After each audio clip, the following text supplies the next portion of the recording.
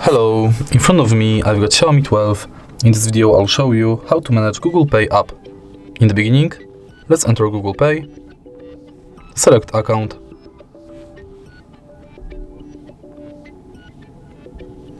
and tap Get Started.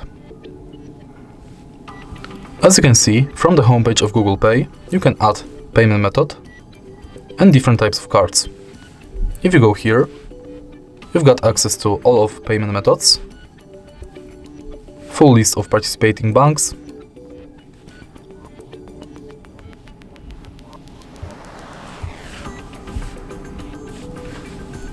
tutorial,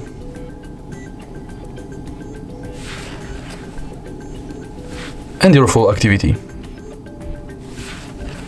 Then we've got settings, and in settings you can enable or disable email updates, Gmail imports, personalization within Google Pay, purchase notifications, updates about your passes, offers and tips, and you can edit your account info.